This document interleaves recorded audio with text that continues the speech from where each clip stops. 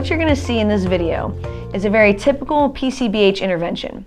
And the key to this intervention, to make it on target and appropriate and useful for the patient, is to do a contextual interview, which will be discussed in a separate video. So here's what we've learned about Stephanie in the contextual interview. Love. Stephanie lives with her husband and 2 boys, a 2-year-old and a 6-year-old. She's been married for 10 years. Her parents were divorced when she was a teenager. She split time with both parents throughout her life. Her mother is out of town, but they talk daily on the phone. She has occasional support from her father. She's very close to her half-sister. She also talks to her cousins, has several friends. She has no spiritual life, but she does belong to a great mom group. Work. Stephanie works full-time at a sales job. She works from home and can make her own schedule. It's mostly an independent job, but she receives monthly support from her colleagues. She is the sole provider in her family at the moment. Her husband was laid off for the last year and is now trying to find work. Play. She used to be a runner, but she's now stopped. She does have craft session with her kids, but way less often than before. She has stopped reading over the past few months as well.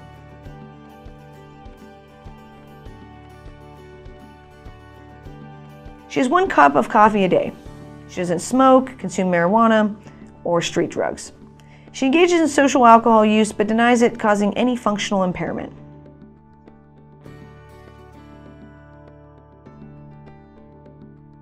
Diet, exercise, sleep. She tends to skip breakfast because she's constantly busy. She has 2 meals per day, and they are convenient meals. She walks her dog on the weekend. She used to run and didn't renew her gym membership to save money. The biggest barrier is no time. She has trouble sleeping because she is constantly worried.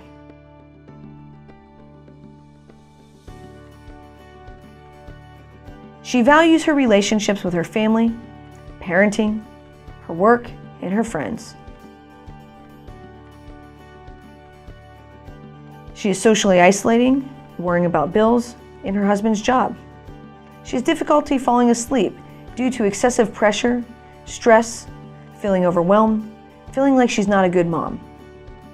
Now let's see how we can take this information and craft an accurate and effective intervention.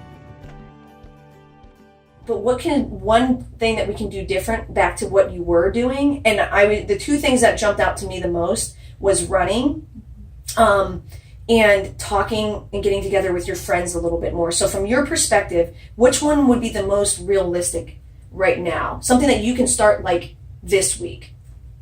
I think my friends. Okay. I think I can do that. Okay, is it talking with them, texting them, Facebooking them, or getting together in person? You know, I'd say at least calling them. Okay. I mean, text, I don't love texting. I mean, it's nice, but when I at least have like a few minutes to talk to them, it makes me feel a lot better. Okay. And are you thinking of your best friend, or are we thinking of 2 or 3 friends? What would be I have 2 best friends that are... best friends, okay. They're close, and... Are you thinking of calling both? Is that enough, or do we want, or is that too much, or do we want to maybe just call one? I think at least calling one of them. Okay. Yeah. All right. So I'm literally going to write this down. Call one, either you don't have to choose now. One of your best friends. And is there a specific day or time that tends? Because I know you're so busy.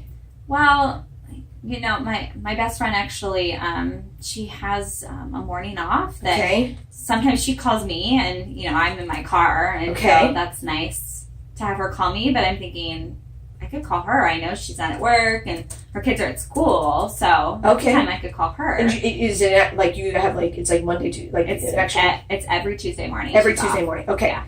And today is Thursday, so is it realistic that we can say that we're gonna put the goal at 1 time per week, with an optimal time, or you know, the time that you think is going to work the best being that Tuesday morning? Yeah.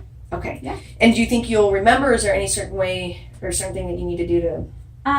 Well, I'm in my car and I have my calendar in my car for work. Okay. I think if I put it on the calendar, like I do, like which stops I'm going to go to that day, what businesses, I think that would be a good reminder. Okay. So the plan that we have now is that your brain and body are reacting the way brains and body react, going through all the things that we've just talked about.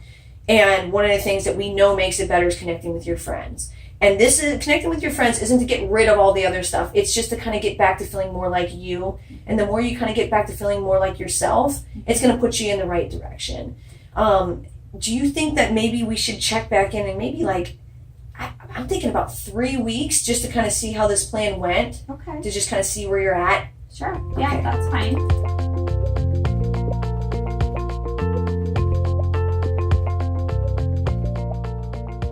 So a huge part of doing the contextual interview is the fact that we want to be able to take a personalized approach with the patient.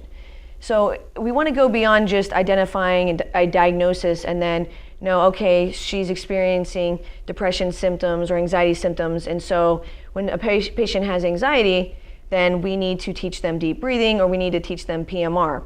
Well, those might be things that you do.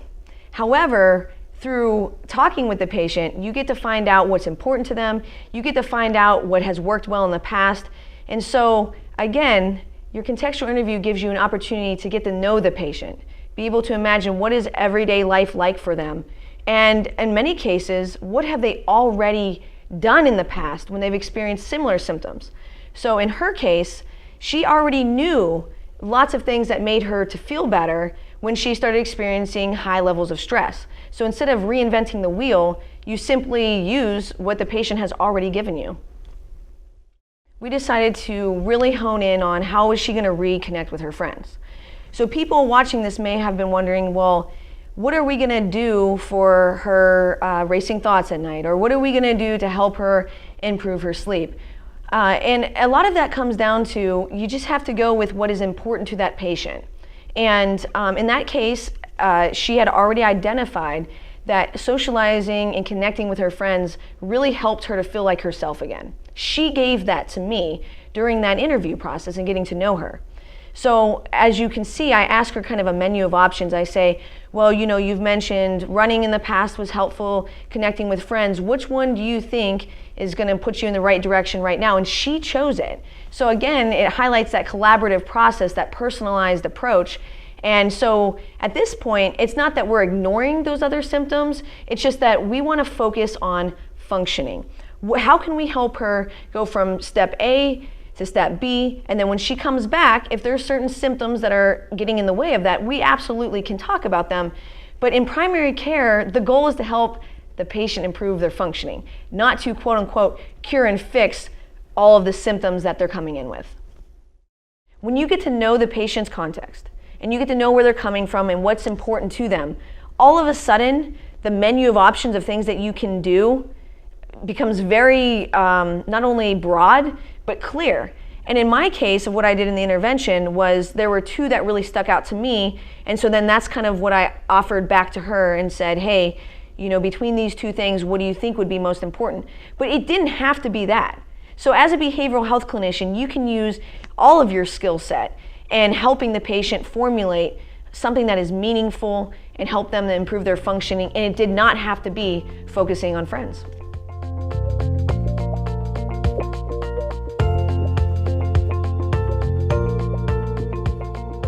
As you can see, I get very specific when making that goal with her when it came to spending time with her friends. So instead of just setting the goal of, okay, well, you know, spending time with your friends in the past made you feel better, so let's do that again, we kind of got into the nitty-gritty of it. So the approach and the framework that I was using while making that goal was what we call SMART goals. The rendition of SMART goals that I like to work with is the one where S stands for specific, M stands for measurable, A stands for achievable, R stands for relevant, and T stands for time-oriented or time-limited. So in that case, when I was making that goal for how she was going to spend time with her friends, we don't want her to just leave and say, oh, hang out more with your friends. You want it to be very specific. So we got down to that she was going to talk to her friends one time a week while she was driving on the phone, and she picked that mechanism that she wanted to talk on the phone. She picked when would be most realistic and to make it more achievable.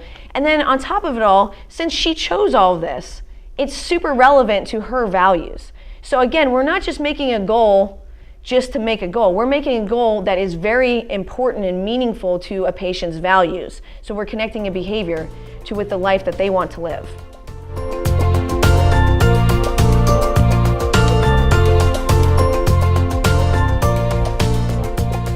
So in summary, when working to make an effective, accurate PCBH intervention, you're going to want to have three main things. One, doing the contextual interview.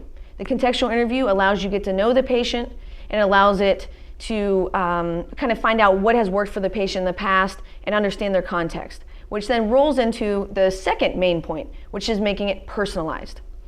If you have that contextual information, it makes it very natural for it to become personalized. And the more personalized it is, the more it connects with what's important to them, and it will be even more relevant. And then lastly, we want to focus on functioning. So the whole goal that we made with her, not only is it tied to something that she can absolutely do, that's very important to her, but it helps move her in the right direction. And so again, the focus of primary care has everything to do with moving people in the right trajectory. And that's what we did in that intervention.